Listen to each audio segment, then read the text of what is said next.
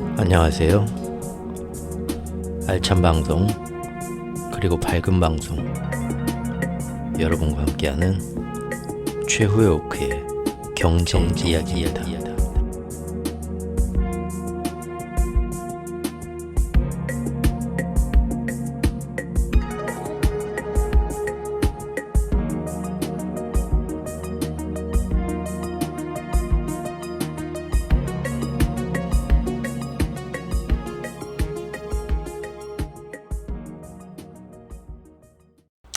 안녕하세요. 금요일인데 무척이나 덥고 또 공기가 너무 안 좋은 하루입니다. 아직 5월이 끝나진 않았는데 6월이 오려면 며칠 남았는데 6월 특집으로 6월 특집 총론편을 한번 꾸며봤습니다. 그 얘기는 2분기의 마지막 끝인 다가오는 6월도 지금 점점 더 일이 심상치 않게 꼬여가는 국제 정세와 국제 경제에 있어서 사실 지금 지난 2년간 3년간 이 본격화된 이 미중 패권 기축통화 갈등이 점점 기승전결해서 마지막 그 세 번째 클라이막스인 전의 단계로 지금 계속 일이 점점 더 중첩되어서 쌓아 올려져 가면서 정말 예전하고 다르게 살펴봐야 할 게 지금 너무 많습니다. 그래서 여러 가지 얘기가 계속 나오게 될 텐데 그것들을 조금 복잡하긴 하지만 전체의 흐름을 다시 한번 꽉 전체 이제 6월 달에는 이런 맥락에서 이런 얘기들이 나오게 될 텐데 그 얘기들은 각각의 어떤 드라마와 어떤 흐름을 가지고 있다라는 거를 세상이 지금 어떻게 돌아가고 있는가 굉장히 복잡하지만 그래도 다 어느 정도는 파악을 하고 있어야 우리가 앞으로 어떤 일이 닥쳐도 크게 당황하지 않고 좀 제대로 그 진짜 흐름을 짚어볼 수 있지 않을까 해서 아직 6월은 오지 않았는데 6월 시작되기 전에 이미 5월에서 6월로 넘어갈 때 우리가 알고 가야 할 것들, 알고 가야 할 큰 흐름들을 10가지 정도로 추렸습니다. 그래서 이 10가지의 흐름을 앞으로 6월 달에 오늘은 총론으로 각각 그 10가지의 흐름이 뭔가 간단하게 짚어보면서 이게 이런 내용이고 이런 흐름이구나 라는 거를 예고편 같이 총론으로 간단하게 그 10가지를 짚어볼 겁니다. 그리고 6월 중에는 나오는 여러 가지 얘기들은 이 총론 10가지 내용에서 각각 자세하게 분화해서 강론식으로 매번 이야기가 시리즈로 나가고 그때그때 또 6월달에 살펴봐야 될 무슨 또 다른 이벤트가 있으면 살펴보고 하는 식으로 가게 될 것 같습니다.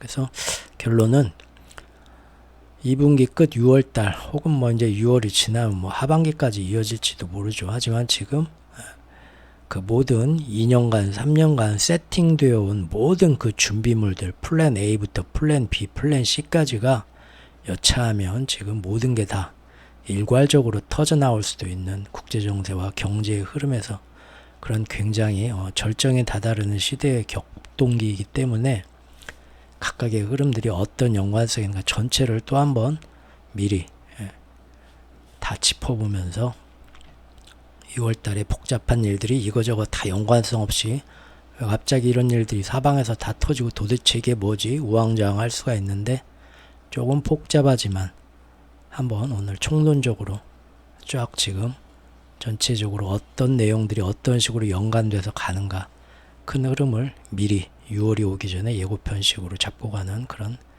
시간을 마련해 봤습니다. 오늘 주말 금요일 밤인데 또 직장인분들 주 5일 근무하시는 분들 혹은 아직 운이 없으셔가지고 자영업이나 또 이제 작은 어떤 그 직장에 다니시는 분들 인원수가 별로 안 되는 분들 여전히 토요일에 일하시는 분 아직도 많으시죠. 그래도 금요일 밤이 되면 왠지 좀 기분 내고 싶죠. 일주일 동안 자유를 억압당했었으니까 소소한 자기한테 뭔가 좀 선물 같은 거 각자 개인 시간을 가질 수 있는 혹은 밖에서 요즘 말로 불금을 즐기시든지 나름간의 어떤 그런 일정들이 있으신지 모르겠습니다. 저는 오늘 영상 만들고 도토리묵 하나 좀 사다 놨습니다. 아까 시장 가서. 예. 저녁에는 그냥 그거하고 간단하게 뭐 집에서 혼자 막걸리나 한잔 하면서 영화나 하나 볼까 생각 중입니다. 10가지 항목이 뭔가 볼까요? 일단은 전쟁입니다. 전쟁이 국제 정세와 경제에 끼치는 영향이 많은데 우연히 어떤 일어나는 전쟁이 아니라 전쟁을 어떤 식으로 드라이브하고 세팅해 가는가, 그 흐름을 알자는 것입니다. 그래서 첫 번째가 중동 전쟁이고요. 이스라엘하고 저기 하마스, 팔레스타인 이렇게 얘기하는데 저는 그 지역 전체의 전쟁으로 이름을 붙이겠습니다. 첫 번째가 중동 전쟁이고요. 두 번째는 유럽 전쟁입니다. 물론 이제 현재는 러시아하고 우크라이나 전쟁이죠. 그리고 세 번째가 드디어 아시아 전선입니다. 대만과 한반도죠. 그리고 네 번째는 계속 이어지게 될 달러 강세 작업입니다. 환율하고 국채 금리죠. 다섯 번째는 숨길 수 없는 재앙의 전조들, 실물 경제, 특히 미국의 실물 경제나 어떤 미국이 아닐 수도 있지만 실물 경제에서 어떤 신용 위기의 흐름이 오는가, 그런 걸 좀 봐야 되고요. 여섯 번째는 지금의 마스터 플랜에 갑자기 이제 브레이크를 걸게 만든 하늘이 내린 변수들, 난세에 예상 못했던 빌런들이 일어난다. 인물 변수입니다. 한마디로 트럼프하고 네타냐후입니다. 일곱 번째는 드디어 지하에서 탈출해서 일어서는 진짜 로열 블러드, 왕족의 순혈 피죠. 바로 진짜 돈인 금과 은의 얘기입니다. 여덟 번째는 궁지에 몰리면 플랜 B가 나올 수도 있다. 지금은 아무도 이런 얘기 거의 안 하지만 경착륙을 기축통합 패권 관점에서 일부러 의도해서 터뜨릴 수도 있다는 것입니다. 이것은 금리와 환율을 이용해서 터뜨릴 수도 있는 거고, 일부러 어떤 음모와 공작으로 인해서 어디선가 전쟁을 더 격화시킬 그런 보통 사람들이 눈치채지 못하는 그런 은밀한 작전들이 나올 수도 있다. 그래서 일부러 경착륙을, 전 세계의 경제 공황을 유도할 수도 있다. 왜 그런 가능성이 있는가 보자는 거죠. 마지막으로 아홉 번째는 이런 거 굉장히 좀 지루해하고 듣기 싫어하는 분들도 있겠지만 현재 이런 기축통합 패권전, 그 다음에 이념 진영 논리에 대한 어떤 지정학적 갈등들, 또 그 안에서 어떤 경제가 어려워지니까 그 안에서 모두가 자기만의 살 길을 찾는 지구인들의 모든 이기심 때문에 인류가 티격태격하는 사이에 지구가 이제 우리한테 몇십 년 전부터 줬던, 약 30년 전부터 줬던 마지막 인류 문명의 어떤 돌이킬 수 없는 그런 걸 회복할 수 있는 마지막 골든타임, 황금 기회조차 지금은 수거해 가고 있다. 환경 위기가 정말 얼마나 심각한가 볼 거고요.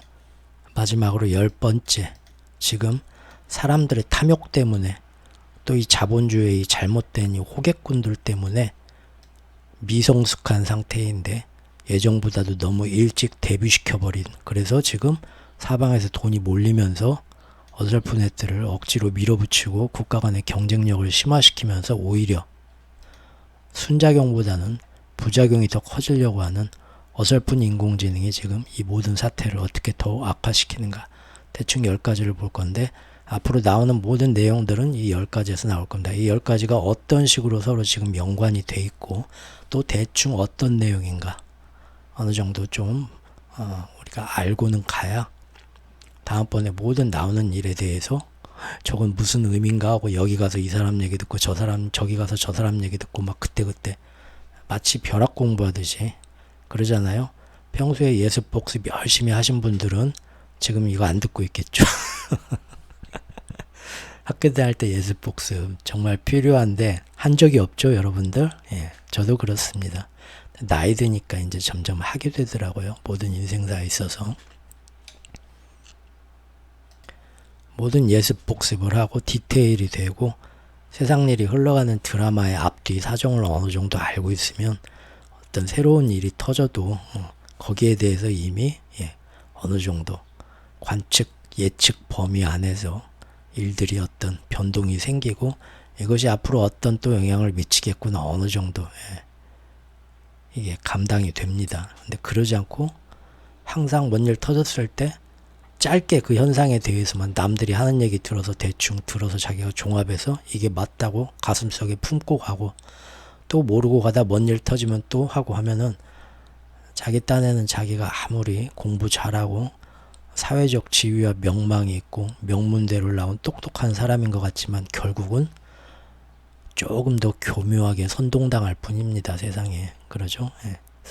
세상을 어떻게 이리 관지까지는 아니어도 어느 정도 통찰력을 두면서 세상 일들을 이렇게 가늠하면서 가려면 이 흐름들, 10가지 항목들이 서로 어떤 연관으로 어떻게 영향을 주고 있고 이 흐름들은 어떤 흐름인가를 한 번 더 짚고 가도록 하겠습니다. 자, 첫 번째는 중동전쟁입니다. 지금 중동전쟁이 갑자기 소강 상태에 들어갔습니다. 그것은 무엇보다도 이란을 끌어내려고 서로 간의 본토 타격까지 이스라엘과 이란이 했는데 이란이 절대 참고 안 나왔습니다. 그 안에 이스라엘이 이란을 직접 본토를 자기들이 전투기를 몰고 가서 이렇게 때렸다라는 것까지 미국이 끼어들어가고 밝혀줬는데, 그렇다면 이란으로서는 자기네들의 본토가 그냥 드론 몇 대가 아니라 이스라엘 미사일이 전투기에서 미사일을 쏴가지고 직접 타격당했다는 얘기인데, 이것은 이란으로서는 도저히 참을 수 없는 본토 공격이죠. 우리로 치면 북한에서 드론이 우리나라에 날라온 게 아니라 전투기가 날라와서 서울 상공까지 와서 용산 옆에 어디다가 미사일 한번 떨구고 갔다는 얘기인데, 이거 가만히 있을 수는 없잖아요. 근데 이란은 그 이후로 2주 3주 동안 가만히 있었습니다. 자기들 나름대로 엄청나게 국가 안에서 언론 통제를 했겠죠. 그래서 별일 아닌 것처럼 해서 어떻게든 그 도발에 넘어가지 않고 싶었던 거죠. 그런데 이번에 그 강경파의 후계자인 최고 지도자가 있고 종교와 정치를 같이 재정일치 사회처럼 관장하는 나이가 80 드신 그 최고 지도자가 있고, 그 밑에 이제 그 후계자로 점쳐지는 아주 그 강경파, 극렬 우파, 이스라엘 네타냐후하고 똑같죠. 그런 강경파 인물이 그 라이시 대통령이었는데 헬기 추락으로 죽었죠. 그게 뭐 음모론도 뭐 있고 한 것 같은데, 지금은 뭐 딱히 뭐 음모론이고 사고고 큰 의미가 없는 게, 사실 이 강경파 대통령이 죽으면서 이란하고 이스라엘 입장에서는 뻥 쪄버렸습니다. 일이 공중에 붕 떴습니다. 지금 계속 라파 지역까지 끝까지 다 짓밟고 뭉개겠다 지금 계속 네타냐후가 이런 식으로 가면서 주변에 막 그 레바논의 헤즈볼라나 옆에 시리아나 이런 데도 막 외부에도 뻥뻥 치면서 누구하고든 한판 붙고 이란을 끌어내려고 그렇게 노력을 했는데, 이란이 정작 2주 3주 동안 참더니 이거는 도저히 못 참겠다, 나가서 저놈들을 응징해야 된다 하는 그 강경파의 대표 주자인 이란 대통령이 갑자기 죽은 겁니다. 없어진 겁니다. 그 안에서 어떤 뭐 내분이 일어난지 뭔지 몰라도 새로운 어떤 후계자가 또 정립되고 할 때까지 시간이 걸리겠죠. 결국 이란으로서는 이스라엘과 미국이 제일 자극했으면 하는 이란의 강경파 대통령이 갑자기 사라졌고, 그 후계자는 아직 지목이 안 됐기 때문에 이 기축통화에 중동에서 이란을 끌어들여서 뭔가 일을 키워보겠다는 마스터 플랜이 오히려 지금 더 미궁 속으로 빠진 겁니다. 그래서 요새 보면은 네타냐후가 라파로 쳐들어간다 말만 하면서 계속 지금 못 들어가고 있죠. 왜냐하면은 어떻게 해야 될지 이미 갑자기 계획이 갑자기 붕 떠버렸어요. 이렇게 이스라엘이 백악관에다 직접 미국이 아무리 말려도 우리 라파 들어갈 거야 통보를 했는데, 갑자기 헬기가 추락하면서 이란 대통령 강경파가 죽고, 아무리 이란이 나 무시하지 마, 나 붙잡지 마, 나 저기 길바닥에 가서 우통 벗고 그냥 다 불질러 버릴래 하는데, 저놈을 가만 안 두겠다 하던 사람이 없어져 버린 거예요. 죽어가지고. 그러면 이제 혼자 아무리 나 말리지 마, 뭐 아주 자해 공갈단처럼 양아치처럼 나와도 진짜 이거 못 참고 뛰어나왔으면 하는 상대는 없어져 버렸고, 대신 어떻게 됩니까? 국제사회가 너 하기만 해봐, 경찰 출동해서 너 이스라엘 아무리 이스라엘하고 미국이라고 해도 안 봐줘. 우리 도저히 못 참겠어. 누가? 국제형사재판소에서요. 지금 국제형사재판소 검사장이 법 위에 사람 없다. 네타냐후 너도 전범 맞다. 하마스도 전범이지만 둘 다 체포영장 발부해서 확실하게 조사하고 죄를 묻겠다. 전쟁만 끝나봐라. 이거입니다 지금. 거기에다가 지금 유엔에서 얼마 전에 팔레스타인 자치 지구를 압도적인 표 차이로 유엔의 회원국으로 다 받아들이더니 미국하고 영국하고 뭐 이런 데만 반대하고 기권표 던졌죠. 몇 개 나라만. 이번에는 서구권에서도 마저도 유럽의 북유럽에서도 마저도 노르웨이, 아일랜드, 스페인 유럽 국가들마저도 지금 팔레스타인을 공식 국가로 인정하자. 사실상 진작 했어야 되는 거죠. 이게 뭐 큰 전향도 아닙니다. 왜냐하면 오슬로 협정에 의해서 한 영토의 두 국가가 유엔에서 승인이 됐는데 진작 팔레스타인도 유엔 회원국뿐이 아니라 공식 국가로 인정을 해줬어야 되는데 그동안 진작 승격이 됐어야 되는데 국제사회에서 미국과 이스라엘이 계속 말도 안 되는 방해를 하면서 정작 이미 한 30년 전부터 팔레스타인은 우리도 이제 드디어 몇십 년 동안 싸워갖고 우리 억울함을 호소하는데 이게 드디어 국제사회에서 인정받아서 우리도 이제 대한민국 임시정부가 아니라 하나의 주권 국가로서 인정을 받겠구나 눈물을 흘렸겠죠. 근데 그 이후로 또 30년 동안 안 해준 거예요. 미국하고 이스라엘의 파워 때문에. 그런데 이번에 드디어 이런 네타냐후가 민심을 잃고 각 나라가 공분하면서 유럽 선진국들도 처음에 미국 편에 있었지만 그 내부 여론을 이기지를 못하는 거죠. 정치인들이. 그래가지고 유럽 나라 중에 세 나라가 나와서 야 가만 보니까 팔레스타인 진작 우리 공식 국가 승인을 했는데 지금까지 안 해줬잖아. 이번 기회에 해주자. 얘네들도 도저히 못 참겠다. 이런 일까지 지금 생겼다는 겁니다. 우리나라도 요새 살짝 중간에 눈치 보고 있죠. 우리나라 외교 그 방향에도 약간 변화의 바람이 불고 있습니다. 그래서 앞으로 중동 전쟁은 지금 이런 식으로 됐다. 사실상 이 정도 되면은 네타냐후를 미국이 버리든지 해야 되는데 미국 입장에서는 버리지도 못해요. 이 꼴통이 미국이 버리는 순간 어떤 자해를 저지를지 몰라요. 애초에 통제하기 힘든 꼴통이었죠. 그래서 지금 어쨌든 이쪽은 계속 어떻게든 사실 사우디를 꼬셔내보려고 하는데 사우디가 안 넘어왔고요. 이런 얘기 앞으로 쭉 강론 시간에 시간 날 때마다 하나씩 할 겁니다. 일단 중동의 흐름은 요거라는 거. 결국 중동에선 계획이 갑자기 붕 떠버렸다. 이란이 끝까지 대응을 안 했는데 갑자기 세상 일이 어떻게 돌아가는 건지 모르겠는데 이란의 강경파 대통령도 붕 떠버렸다. 그리고 강경파가 당분간 공석이 되어버렸다. 이란 내부에서 차라리 이게 뭐 음모론이라면 제가 볼 때는 미국이나 이스라엘이 뭔 짓을 한 것보다는 이란 내부에서 어떤 자기들끼리 정치적 암투가 있었다는 게 오히려 더 설득력이 있을 것 같습니다. 어떤 식으로 지금 붕 뜬 중동 상태가 어떤 식으로 갈지 보자 라는 거고요. 두 번째는 유럽 전쟁입니다. 요즘들 느끼셨겠지만 중동에서 이렇게 일이 안 풀리고 갑자기 붕 떠버리니까 모든 계획이 모든 여력과 물자를 전부 다시 우크라이나에 집중시켜 갖고 우크라이나 전선을 보다 큰 전선으로 키우려고 지금 최근 1, 2주 사이에 열흘 사이에 일주일밖에 안 됐죠. 엄청나게 지금 노력들 하는 거 이제 슬슬 눈에들 보이시죠? 예.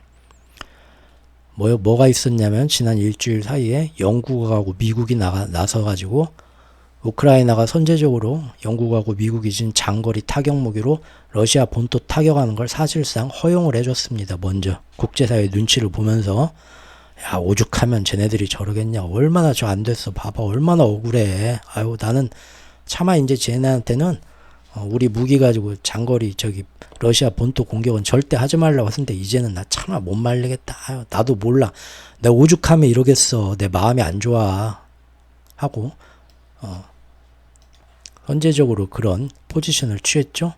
다른 유럽 나라들은 지금 눈치 보고 있습니다. 그런데 이게 좀 가능해지는 게 뭐냐면 원래는 말이 안 되는 거지만 중동 쪽하고 다르게 이미 그 유럽 쪽은 친미파가 지난 2년간 꽉 잡았어요. 물론 이제 몇몇 슬로바키아나 여러 이제 우경화된 나라들도 있죠. 그러고 보니까 친러 성향의 슬로바키아 총리도 죽었네요. 세상 일이 갑자기 중요한 어떤 키포인트가 되는 키잡이가 되는 인물들이 곳곳에서 갑자기 죽습니다. 확실히 지금 시대가 풍랑기예요. 풍랑기. 뭔가 굉장히 운명적인 일들이 막 벌어나요. 그래서 이미 지난 2년간 어땠습니까? 미국에 대해서 어떻게 끌려가지 말자고 반대하려던 그 유럽 안에 약간 민족주의 성향을 가진 보수파들 다 어떻게 정치적 힘을 약화시켰고 결국은 제일 말 잘 듣는 나토 사무총장 계속 연임시키고 있고요.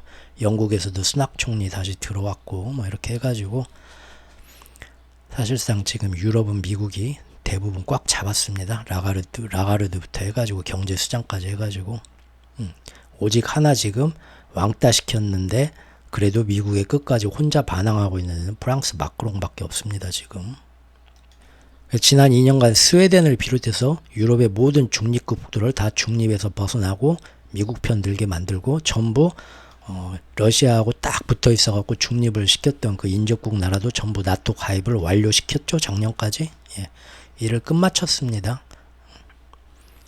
그래서 지금 사실 그리고 아는 사람은 다 알지만 파병을 한 해 만에 그런 얘기가 있는데 이미 후방에서 전술 교관이나 어떤 그 무기 같은 거 운용하는 거 가르쳐주는 교관 그런 것들은 이미 다 거기 파병에 가 있습니다. 이건 러시아가 괜히 엄살 떠는 게 아니에요. 이미 해외 언론들 보면 이미 다 나와 있습니다. 그래서 어떤 뭐 무기나 뭐 서방에서 지원해준 탱크나 전투기나 무기나 아니면은 어떤 위성 통신 그런 걸로 해가지고 후방에서 어떤 작전 배치하고 지원해주는 거 다 지금 유럽 군대하고 미국 군대의 요인들이 가가지고 다 거기서 다국적군처럼 지원해주고 있습니다. 사실상의 참전이죠.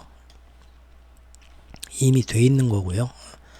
그래서 요새 와가지고 다시 뭡니까? 러시아 전선에서 중동 전선이 잘 안 되니까 이거를 러시아와 전체 나토 연합의 큰 싸움으로 만들려고 노력을 하고 있습니다. 근데 이제 2년 전하고 다르게 우리가 이렇게 당해서 막 힘들어 그런 막 감정에 호소하고 선동하는 게 그때는 됐지만 이제는 사람들이 많이 생각이 바뀌었죠. 잘 안 된단 말이에요. 그래서 지금은 이렇게 조금 공들여서 단계적으로 사람들을 차근차근 아주 교묘하게 대중들을 설득하려는 작업들이 일어나고 있습니다. 바로 뉴스 보니까 어젠가 오늘인가 젤렌스키가 직접 뉴욕타임스에 인터뷰를 자청을 했더라고요. 그래서 제발 서방 국가들아 세계인들아 우리 우크라이나가 러시아 본토의 군사 표적을 맘 놓고 빵빵 때리게 해달라. 평택 미군기지도 때리고 저기 대전 계룡대도 때리고 우리 좀 그렇게 좀 하게 해줘라 요청을 했습니다. 자, 러시아는 뭐 이렇게 뭐 마음대로 우리 우크라이나에 막 쏟아붓는데 왜 우리는 서방이 제공한 무기로 러시아 본토를 왜 못 때리냐? 불공평하지 않냐? 가만 보면 니네 서방 국가들이 하지 말라고 우리한테 막아놨기 때문이다. 그런데 이게 말이 되냐? 세계인들한테 호소하는 거죠. 왜 러시아는 우크라이나 넘어와서 빵빵 때는데 우리는 왜 러시아 본토의 중요한 타격 그런 데를 때릴 수가 없냐? 응? 불공평하지 않습니까? 서방 국가들을 압력을 해서 정치인들을 우리 우크라이나가 마음대로 반격을 할 수 있게 도와주십시오 하고 세계인들한테 이렇게 논리적으로 호소하는 그런 인터뷰를 어제 했더라고요. 얼핏 들어보면 공감이 가고 굉장히 억울한 면이 없잖아 있는 것 같죠? 하지만 절대 그렇지 않습니다. 두 집안 싸움에 제3자가 마음대로 판결을 내린 다음에 한쪽에 일방적으로 우리가 끼어들었어요. 사실 처음부터 국제법을 우리가 어긴 겁니다. 사실은 러시아와 우크라이나의 싸움이었습니다. 사실은 근데 여기서 우리가 봤을 때 도저히 UN 회의에서 이거는 국제법상 도저히 말이 안 되는 어떤 문제가 있는 두 나라만의 어떤 정당한 전쟁이 아니라 큰 문제가 있는 것이다 하면은 그때는 이제 유엔에서 어떻게 결정해서 뭐 유엔군이 파견되든지 할 수가 있겠죠. 그러지 않으면 두 나라의 어떤 문제에 대해서 우려를 표하기는 하지만 직접적으로 서로 간에 뭐 나토처럼 군사 조약이 동맹이 맺어져서 한 나라가 침범당하면 우리는 같은 식구로서 같이 동맹군인을 파견한다. 그런 자기들이 약조된 사항이 없다면 애초부터 우리가 볼 때는 무조건 저놈이 나쁜 놈이니까 이쪽에다가 무조건 우리는 지원해 줄 거야. 언제까지? 둘이 싸워서 우리 편이 이길 때까지 라는 거는 사실 처음부터 전쟁 개입이 잘못된 겁니다. 만약 그걸 정당화하려면 내가 볼 때는 러시아가 오히려 입장이 이해가 되니까 나는 러시아한테 계속 무기를 지원해 줄래 하는 나라를 견제할 명분도 없어집니다. 그러죠? 그런데 항상 상대방은 틀리고 나만 맞다 라는 그런 어떤 판단 때문에 내가 우크라이나를 돈을 주고 지원해주고 무기를 지원해주고 통신장비를 지원해주고 해서 절대 지지 않을 때까지도 아니죠. 중립도 아니고 반드시 저쪽 러시아를 이겨먹을 때까지 무작정 지원해주겠어 판단을 내리고 그렇게 처음부터 전쟁 터지자마자 지원을 했고요. 상대방 나라 러시아는 경제 제재하면서. 그런데 내가 볼 때는 나는 러시아 편이야 하면서 러시아한테 그렇게 도움을 주는 나라는 걸리게만 해봐. 가만 안 두겠어. 혹시 너 러시아 지원한 거 아냐? 하고 눈에 불을 켜고 다 막아놨죠. 누가 어떤 국제사회에서 누가 어떤 사법 판결이 났나요? 어떤 그게 정당하다는 게 가장 힘 있는 나라가 그렇게 하고 내 생각엔 이게 맞는 것 같아 하고 자의적인 자기가 마치 전체 지구의 사법권을 가진 대장인 것처럼 나서고 니들도 같이 따라와야 되지 않겠냐 압박해서 같이 간 거지 처음부터 개입이 잘못된 겁니다. 결국 만약에 이 일로 정말로 서방대 중국 러시아나 이런 대립으로 이게 커진다면 세계대전의 빌미 원인은 누가 줬느냐? 뭐 역사에는 뭐 이긴 사람의 입장에서 기록이 남고 우리 같은 이제 서방 진영에서는 뭐 100이면 100 다 푸틴이라는 빌런 때문이다. 러시아 탓이다 하겠지만 러시아 사람들 말도 직접 가서 들어보면 또 얘기가 틀리겠죠. 처음부터 룰을 어긴 거는 사실은 미국과 서방 측입니다. 왜 이 전쟁에 직접 가가지고 뭔가를 지원을 해주고 우크라이나를 지워야겠다 하면은 전체 유엔이나 이런 데서 다 모여가지고 얘를 어떻게 이게 맞냐 저게 틀리냐 해서 전 세계 회원국들의 회의를 거치고 판단을 한 다음에 저 나라는 반드시 이거는 잘못된 거고 지구 전체를 위해서 우리가 나서야 돼. 이 일이 비록 세계대전으로 번지게 되더라도 충분히 그렇게 보호할 만한 가치가 있어라는 대의적 합의를 끌어냈어야 됩니다. 그런데 처음에 미국 혼자 이건 안 돼 하고 G7이 바로 선동에 나오고 전 세계에서 힘 있는 대여섯 개, 7개 나라가 이렇게 하겠다 하니까 몇백 개의 나라는 싫어도 따라간 겁니다.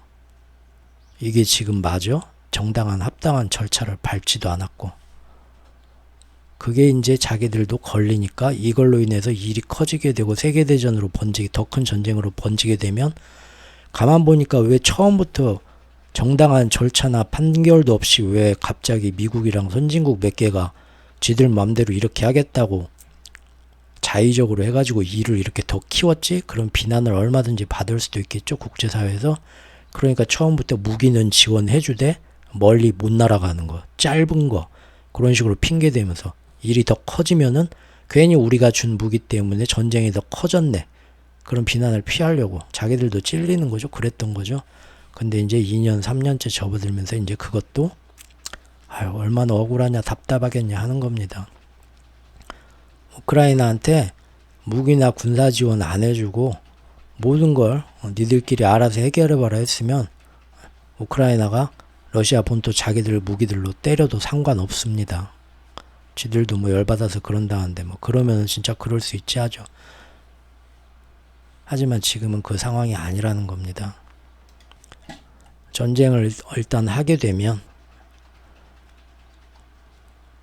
어딘가는 당하게 되어 있죠. 승패는 나게 되어 있는데 내가 좋아하고 내가 응원하는 편은 절대 지면 안 돼 해서 모든 편법을 다 동원해서 여기는 지원을 해주고 상대방 국가는 어떻게든 이길 수 없게 만들어야 되고 그러면서 우리만 옳았다 하고 하는 거는 그냥 역사적 강자의 입장에서 편파적으로 써지는 내용이겠죠. 물론 여기에 대해서는 다들 입장이 다르실 겁니다. 그러니까 지금 제가 한 얘기 많이 거슬리는 분들 충분히 이해합니다. 그리고 제 얘기가 정답이란 건 아니고 그냥 개인적 소견이고 특히 우리나라 안에서는 굉장히 마이너한 소견입니다. 하지만 지구 사람들 전체로 볼까요? 지구 인구들? 그러면 우리가 미국 사람 한 명의 마음이 한국 사람 한 명의 마음이 저 제3세계에 있는 사람 한 명의 마음보다 더 가치 있고 더 크다고 할 수는 없겠죠. 모두 한 사람 한 사람의 마음은 다 좀 가중치를 둘 수가 없는 거 아닙니까? 그러면은 전 세계적인 인구면에서 유엔 회원국들의 인구면에서 봤을 때요. 러시아와 우크라이나 전쟁에 대한 시각도 지금 우리가 생각하는 것보다 훨씬 다르게 생각하는 사람도 무척 많다는 거죠. 이 얘기는 여기까지 하겠습니다. 어쨌든 유럽 전쟁을 일부러 지금 더 키우려고 한다. 그래서 사람들을 차근차근 또 논리의 허점을 파고들면서 애초에 잘못된 선을 처음부터 임의적 자의적으로 넘었던 거는 사실 우리 쪽인데 결국은 모든 문제의 원인은 상대방한테만 있다. 내 자신의 잘못은 인정은 안 하고 저쪽도 마찬가지겠죠. 양쪽이 서로 그런 식으로 가면서 대립이 되고 전쟁이 되고 몇천 년 동안 인류가 그래 왔는데 이번에도 똑같다는 겁니다. 이 전쟁의 본질도. 유럽 전쟁에서 얼마나 일부러 이렇게 은근슬쩍 구렁이 담 넘어가다시 하면서 중동에서 잘 안 되니까 더 크게 키우고 싶어 하나. 이런 고착화된 더 큰 전쟁이 꾸준히 유지되게 만들어야만 이번 기축통화 패권전에서 그걸 핑계로 계속 달러 강세와 금리 정책을 가고 달러의 기축통화 힘을 아무리 돈을 많이 풀어도 잃어버리지 않게 만들면서 전 세계의 어떤 달러가 아니면은 다 힘들게 만들 수 있는 그런 상황이 연출이 되기 때문에 그런 목적으로 우크라이나 전쟁이 터졌고 작년에 이스라엘 하마스 침공을 유도를 한 것이며 지금도 아시아 전선까지 연결해서 만들려고 했는데 중동이 지금 잠깐 안 돼가지고 지금 헤매고 있고 그 사이에 이대로 있을 수는 없으니까 유럽 전쟁을 더 키우는 겁니다. 잠깐 중동 쉬어가는 사이에 어떤 식으로 키우려고 하는지 이거를 봐야겠죠. 세 번째는 아시아 전선입니다. 유럽 전선에 대해서 좀 마음에 안 드는 찝찝한 얘기들 많이 들으셔서 일단 죄송합니다. 제가 제 개인 색깔을 넣으면 원래는 안 되는데 제가 이 전쟁 국제정세와 경제를 살펴보는 게 기축통화 패권전에서 그 방향으로 살펴보다 보니까 어쩔 수 없이 지난 2년 동안 이런 내용을 꾸준히 안 할 수가 없습니다. 이 관점에서 봐야만 모든 게 해석이 됩니다. 저 같은 경우는 쭉 했고 또 이스라엘 하마스 전쟁도 그랬고요. 절대 러시아, 이란 그쪽 적성국의 스파이가 아니고요. 저는 되도록이면 저는 지구라는 별 바깥에서 온 외계인의 눈으로 아주 객관적이고 중립적인 입장에서 있는 그대로 관찰하려고 노력을 합니다. 그러니까 이 편 아니면 저 편이다라는 흑백 논리로 너무 매도하시기 전에 한 번 더 이렇게 생각이 어떤 전환이 될 수 있는 기회나 자극이 됐으면 좋겠고요. 아니어도 그게 아주 잘못된 건 아니고요. 자기만의 주관이 있으시면 된 거고요. 세 번째는 아시아 전선입니다. 한반도하고 대만이죠. 원래는 유럽 전선, 중동 전선 거쳐갖고 금년 5월까지로 제가 봤었습니다. 예전부터 금년 5월까지 아시아 전선을 이어서 구축하려는 큰 그림일 거다. 왜 5월로 봤냐면 3월에 대만 선거가 있었고 4월에 우리나라 총선이 있었고 그리고 5월에 대만 총통의 취임식 바로 그저께인가 열렸죠. 여기까지 해가지고 이미 대만 쌩갖고 이제 그 이후로 이제 어떤 대충 선거가 어떻게 내용이 될 거란 건 누구나 알고 있었거든요. 작년부터. 총통이 간신히 어떻게 친미 성향인 대만 총통은 될 수가 있겠지만 재선을 이 의회까지 과반수가 이 친중파가 먹는 거는 그거는 막기 힘들겠다. 어느 정도 답은 나와 있었거든요. 시간이 갈수록 이제 중국은 사실상의 허수아비 총통이 되고 모든 기업인, 경제인, 정치인들 다 친중파로 깔리면서 무력 통일을 안 당해도 시간이 갈수록 흡수 통일 당하게 돼 있거든요. 대만의 TSMC가 흡수 통일 당하면서 중국으로 넘어가는 순간 모든 일이 어그러집니다.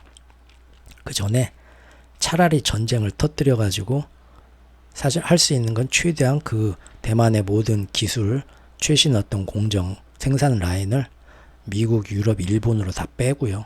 한국으로도 안 빼요. 한국도 전쟁 지역이기 때문에. 그리고 여차하면은 흡수될 것 같다면 무슨 핑계를 대서거든 간에 대만을 사이에 두고 어느 한쪽이 쉽게 들어올 수 있는 기싸움, 군사적 맨날 포를 빵빵 쏘면서 벌려놔야 되고, 그러기 위해서 이제 앞에서 큰 일을 해줄 게 일본이기 때문에 그동안 일본을 그렇게 키워준 거고요. 그리고 대만 저기는 아직 부셔먹기 너무 아깝다. 대만에는 TS 김씨를 빼오려면 아직도 5년이 더 걸린다. 시간이. 그 안에는 어떻게든 중국도 대만을 못 넘보게 하고 우리도 거기서 뭔가 딱 대치 상태를 해야겠다. 근데 계속 전 세계가 와가지고 중국을 같이 미국하고 힘써가지고 대만을 못 넘기게 뭔가 지금 그 이스라엘, 유럽이나 중동 전선처럼 그렇게 만들어야 되는데 어떤 핑계를 대야겠어요. 중국이 대만에 직접적으로 침공은 안 하고 흡수통이라는 굉장히 그 그림자 전쟁식으로 간다고 하면, 그러면은 그거하고 연결된 북한, 중국, 러시아, 이란을 한 빌런으로 2년 전부터 묶으려고 제가 들어갔다고 말씀드렸었죠. 묶은 다음에 아시아에서 사실은 한반도에서 뭔 일을 터뜨려야 됩니다. 티격태격 하면서. 그래서 항상 여기다가 붕붕해서 모든 군사가 한반도 작전이든 대만 작전이든 한미일 연합군 3군이 유럽 나토의 연합군까지 연결해가지고 같이 움직이면서 장기판 두듯이 마상 차포 띄우면서 여기에서 바로 대만에서 한반도까지 이어지는 전선에서 아주 딱 지금 나토하고 러시아가 맞서게 만들지 여기까지 이렇게 만들어야만 안심을 할 수가 있습니다. 미중 패권전에서. 그러지 않고 그냥 그런 전선을 안 만들어 버리면 TSMC는 시간이 갈수록 넘어가게 돼 있어요. 그래서 일부러 이렇게 만들려고. 그래서 작년 캠프 데이비드 때에서 다 미국이 다 한일 정상 초대해가지고 거기서 군사 그거 다 몇 개 만들고 유엔사도 다 부활시키고 한 거죠. 그래서 이렇게 유럽 전선, 중동 전선에서 금년 5월까지 아시아 전선까지 딱 완성하는 게 큰 그림이었습니다. 그런데 대학생들과 지식인들 사이로 퍼지는 서구권의 반유대 시위가 국제사회, 국제기구에 압박을 가하더니 지금은 이제 유럽 선진국들이 원래 그렇게 따라와 줘야 되는데 팔레스타인을 유엔 회원국으로 인정하자 하더니 그걸 넘어가지고 이제는 팔레스타인 정부까지도 엊그저께 정식 독립국으로 좀 인정해 줘야 될 것 같아. 결속력이 흔들리고 안 따라오고 있죠. 사실 이 부분에 있어서는 지금 미국의 통제가 먹히지가 않는 겁니다. 이렇게 미국에서 유럽으로 시위가 번지고 하니까요. 그러다 보니까 유럽 전선, 중동 전선 다 완성시키고 마지막으로 그거랑 연계해서 중국, 러시아, 이란, 북한을 내 4대 빌런으로 엮어가지고 시리아도 있고요. 물론 냉전, 진영, 이념 논리로 해가지고 세계를 반으로 갈라가지고 군사적인, 경제적인 소모가 계속 꾸준히 이어지는 지구를 그런 반으로 갈라놓으려는 군사 경제적으로 판을 딱 완성하려는 그 마스터 플랜이 지금 막판에 와서 찌걱대고 있고, 그건 누구의 힘이다? 참지 않는 양심의 목소리들의 힘입니다. 대중의 힘, 참 이게 극적이죠. 그래서 원래는 사실상 한반도 총선 4월에 끝나고 대만 총통선거 3월에 끝나고 나서 취임식 열리는 5월, 엊그저께 딱 5월까지 맞춰서 이미 작년부터 미국과 유럽의 모든 항공모함 대여섯 대가 다 이쪽 라인으로 다 그때부터 출발해갖고 지구를 쫙 반으로 갈라가지고 여기까지 와서 모이도록 돼 있거든요. 지금 주변에 많이 와 있습니다. 실제로. 전 세계의 한반도의 모든 그 최고 그 항모, 핵 항모 그런 것들이 여기로 지금 제일 많이 모였습니다. 따뜻하고 든든하죠. 그리고 이제 대만하고 그 옆에 있는 센카쿠 열도, 그리고 한반도의 남해와 동해까지 다 이어가지고 가장 큰 전선으로 만들어가지고 유럽, 중동 같은 또 다른 긴장구역으로 과열시키려고 했던 게 계획인데, 지금 잠시 반유대 팔레스타인 난민들을 지지하는 대중들의 항과 민심 때문에 잠깐 지금 어깃장 나갖고 주춤하고 있는 겁니다. 하지만 아시아 전선 구도는 이미 지난 1년 동안 다 치밀하게 다 짜여졌고요. 단지 시간만 지금 조금 늦춰지고 있을 뿐이겠죠. 아시아 전선이 어떻게 짜여지고 전 세계 전선이 이렇게 세 군데를 이어서 어떻게 짜여지는가는 이미 제 블로그에서 2년 전부터 아주 지겹도록 매번 짚어온 것이고요. 상황이 생길 때마다 유튜브를 제가 작년 2월에 시작하고 나서 2월부터 시작하고 나서 맨 처음에 올렸던 영상도 그겁니다.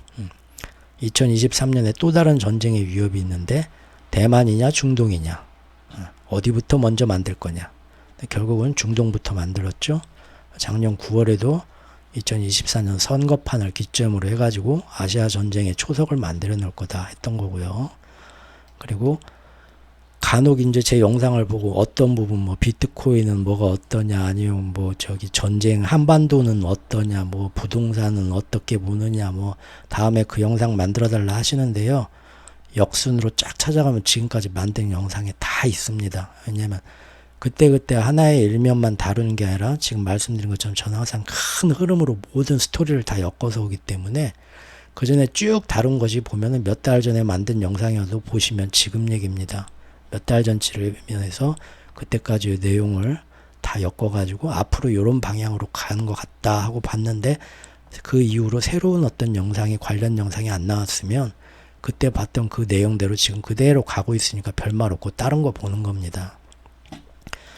작년 11월에 마침 앞으로 금년도에 이제 아시아 전선이 제일 위험해질 거기 때문에 한국 특집으로, 아시아 전선 특집으로 3부작을 만들었었습니다. 11월 달에 어떤 식으로 우리가 모르는 사이에 국민들이, 언론이 우리한테 이런 거 다 알려주는 국가 정부가 국민들의 합의를 봐서 이런 일도 결정을 해야 되는데, 지난 1년 동안 거의 우리나라에서 밀실 정치처럼 이 중요한 국민들의 모든 운명이 걸린 중요한 이 국방에 관련된 큰 결정들을 사실 자기들끼리 그냥 밀실 정치처럼 옛날 남산 공작실에서 한 것처럼 다 해치워 버렸습니다.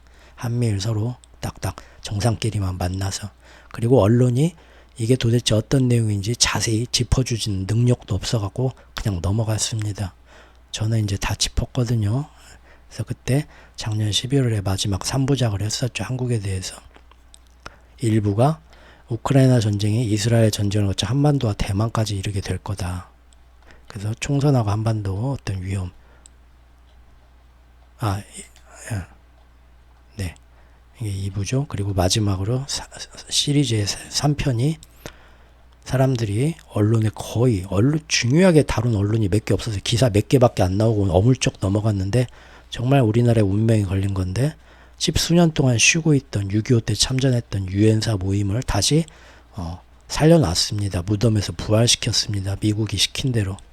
10년 만에 한국 전쟁에 다시 참전하겠다는 70년 만에 유엔국들의 모임이 부활됐습니다. 유엔사 사무소가 다시 부활했어요. 이 얘기는 뭔 얘기냐면요, 이제 그 당시 우리나라 한국전에 참전해가지고 도와줬던 나라들이 앞으로 한국 주변에서 뭔 일이 터지게 됐을 때는 자동 참전이 됩니다. 나토에서 연합군들이 자동 참전한 것처럼 얼마든지 도와줄 수 있는 길을 터놓은 거예요. 법적으로. 이런 아주 중요한 결정을 지들끼리 몇 명이 만나서 후딱 해치웠어요. 작년에 있었던 일입니다.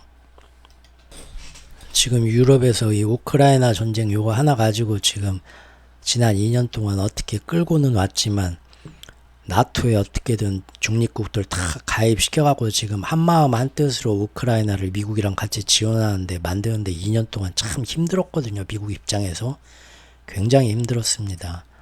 그래서 이쪽에서는 미리 그냥 이렇게 판을 짜버린 거예요. 물론 이제 그 상황이 왔을 때 얼마나 이제 얘네들이 직접 이 일이 남의 일이 아니다고 자기들 위험을 감수하고까지 와가지고 연합군이 와가지고 이 한국이나 이 한반도 주변에서 터진 전쟁에 그러면 안 되죠. 자기들도 파병을 할지 실제는 모르지만 일단 그런 조약을 6.25 때 살려 있다가 휴전이 되고 나서 한국전쟁 끝나고 나서 사장되어 있던 그 조약을 다시 살려놨어요. 작년에 70년 만에. 그러니까 명분이 되는 겁니다. 뭔 일 터지면 이제 예전처럼 미국이 이 일도 가만두면 안 되지. 저 북한 김정은 저 미친놈을 그러지 않습니까?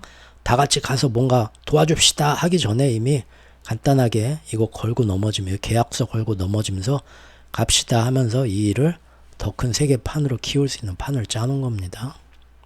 실제로 지금 5월 오늘 며칠이니까 24일이죠. 근데 바로 그저께 대만 총통 취임식 하고, 그때 기사들 보셨죠? 대만 의회에서 무슨 대만 국회의원들 참 우리보다 더하대요. 안전모 쓰고 막 장갑 끼고 그냥 방탄복 같은 거 입고 막 육탄전 하대요. 그게 다 왜 그럽니까? 친중 의원 내각이, 친중 내각이 지금 과반수가 넘는 친중 의원들 압도적인 친중 내각이 지금 이미 구성이 됐죠. 지금 지들끼리 싸우는 겁니다. 얼마나 이제 뭐 대만 총통이 일을 할 수 있겠어요?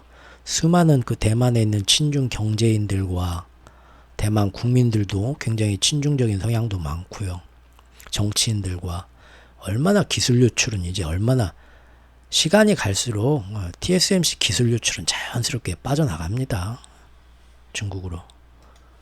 바로 대만이 가가지고 취임식에 주권 국가도 아닌데 대만 총통 취임식에 서방 국가들이 주요 인사를 보냈죠. 그러니까 중국이 참을 수가 없다 해가지고 대만을 동서남북으로 다 싸고 합동 군사훈련에 포위해서 들어갔습니다. 이 훈련에 대해서 미국은 어제 뭐라고 했습니까? 미국은 가만둘 수 없다. 여차하면 미국 국방부 대변인이 우리도 군사적으로 대응할 수 있다. 무력적으로 어제 선전포고 했습니다. 사실상의 어떤 이제 일이 제가 우려했던 금년 5월까지 해가지고 아시아 전선에서 뭔가 일을 키운다라는 게 드디어 이제 발동 걸리기 시작한 거죠. 그걸 위해서 바로 지난 4월까지 완성해 놓은 것이 바로 한미일 안보 동맹을 한 단계 업그레이드 갖고 일본 자위대가 타국 군사작전에 파견을 보낼 수 있게 이미 만들어 놨고요.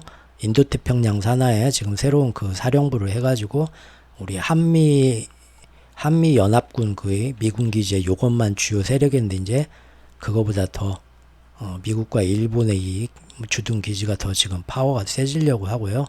여기에 이제 한미일 연합군으로 대만의 어떤 작전이 세워져도 주한미군까지 거기에 지금 작전을 나가게 되고 한국도 미국하고 일본이 야 니들 남해하고 서해하고 동해에서 북한이 빵빵 포 쏠 때 우리가 같이 막 이렇게 가서 대응해줬잖아.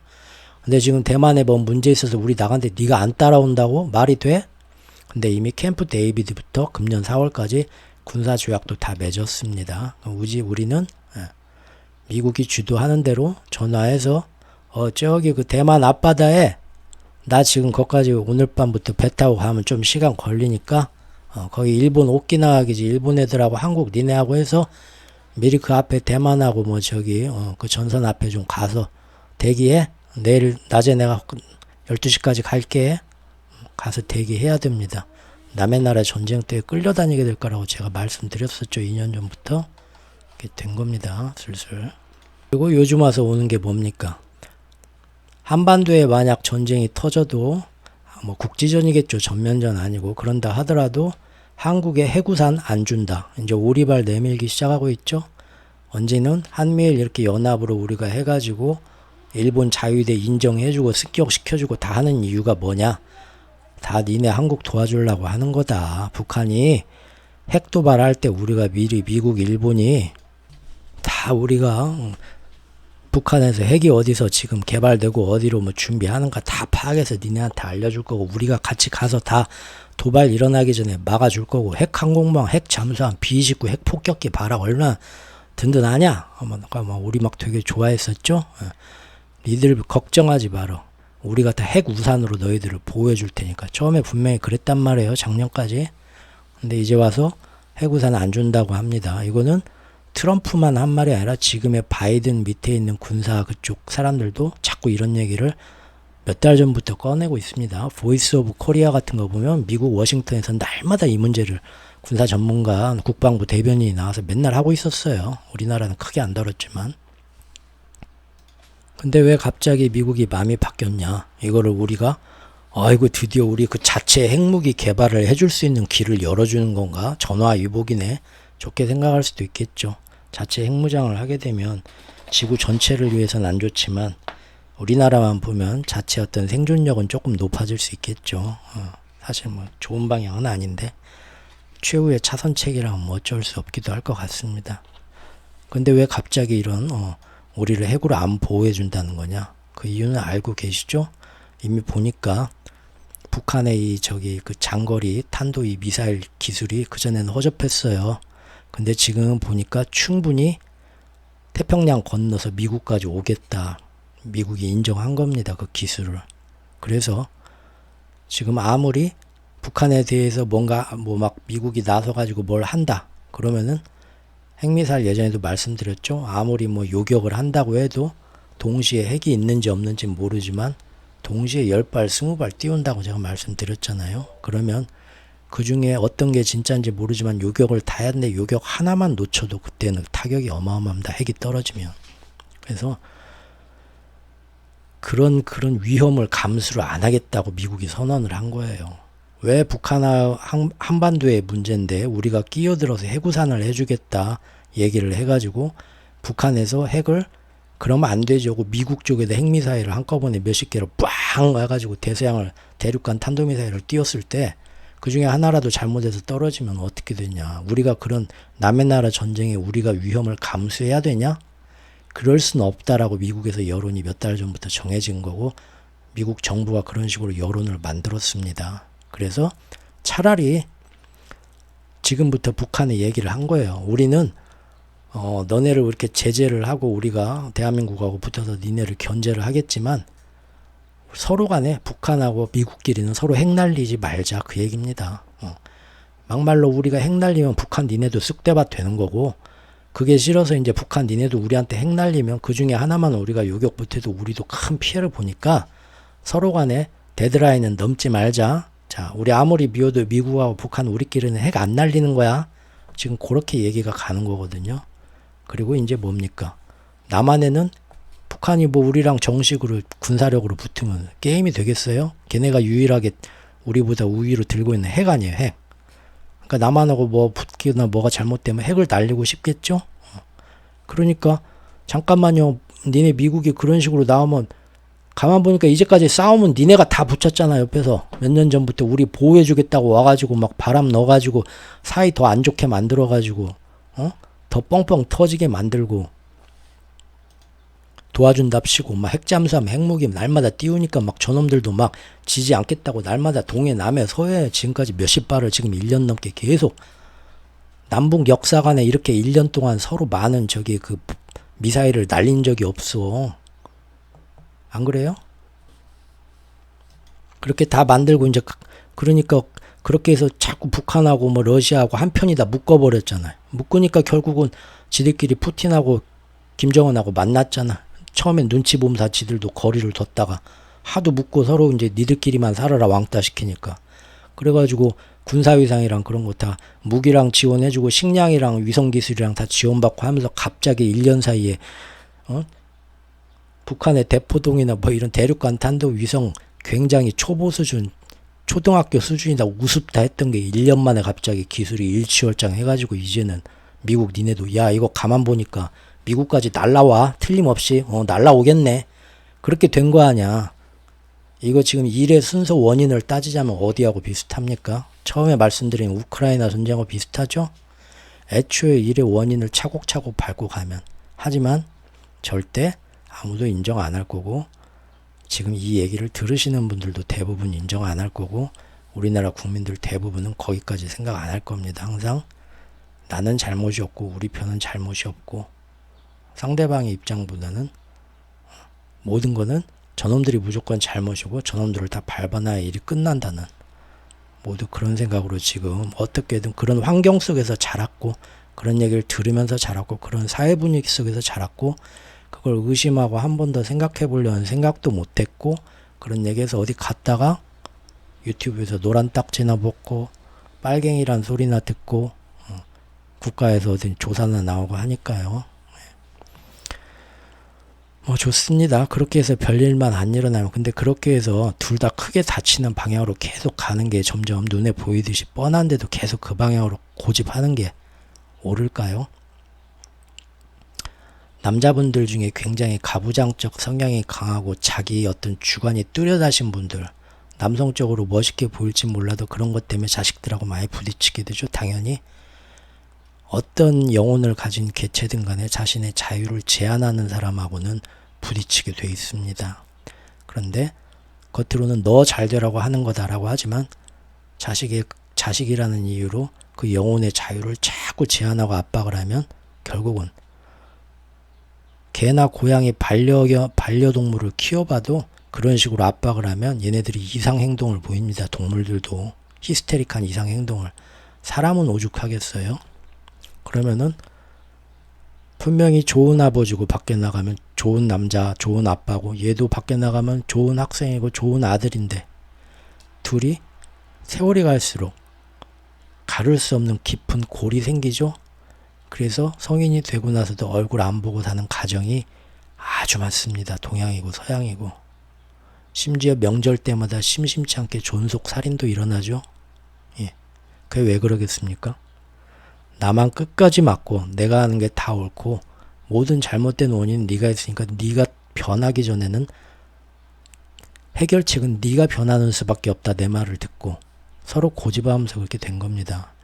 그렇게 관계가 파탄나는 게 눈에 보이는데도 죽을 때까지 내가 옳았다라고 생각하고 죽으면 후회가 없을까요? 오늘 욕 많이 먹겠네요. 진짜 왜 이러지 내가 괜히 유튜브란 걸 해가지고. 그래서 요새 차라리 한국의 독자 핵무기를 허용하자.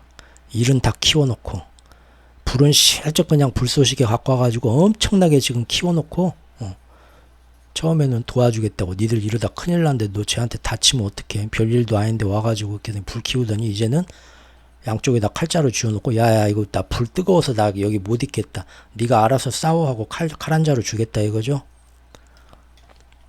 하지만 뭐 다르게 생각하는 분이 더 많겠죠. 세상 보는 관점 다 틀리니까. 예. 결국 이 일도 6월에 맞춰서 일어나고 있습니다. 바로 어제 뉴스인데요. 유엔의 안보리 선출직 비상임 이사국으로 지금 우리가 참여하고 있습니다. 이것은 안보리 의장국은 어떻게 이렇게 맨날 강대국들 몇 나라만 하면 안 되니까 이렇게 이 제3세계 좀 힘이 없는 나라들도 야 니들도 저기 의장 한번 해봐 하고 마치 학급 반장을 돌아가면서 한 달씩 주는 거예요. 야 너 공부 못하고 엄마 아빠 백도 없지만 우리가 다 평등한 말이야. 우리 반은 우리 담임선생님은 또 그런 거 좋아해. 그래서 한 달씩 돌아가면서 여러분 번호 순서대로 한 달씩 반장합시다 하는 거예요. 그렇게 맡겨주거든요. 15개 이사국이 국가명 알파벳 순으로 돌아가면서 한 달씩 맡게 돼요. 근데 딱 어떻게 그렇게 또 들어맞는지 5월 이후에 다음 달부터 얼마 안 남았죠? 우리나라가 10년 만에 안보리 의장국 우리나라 순서가 돼요. 안보리 의장국이 되면 무슨 일을 할 수 있느냐?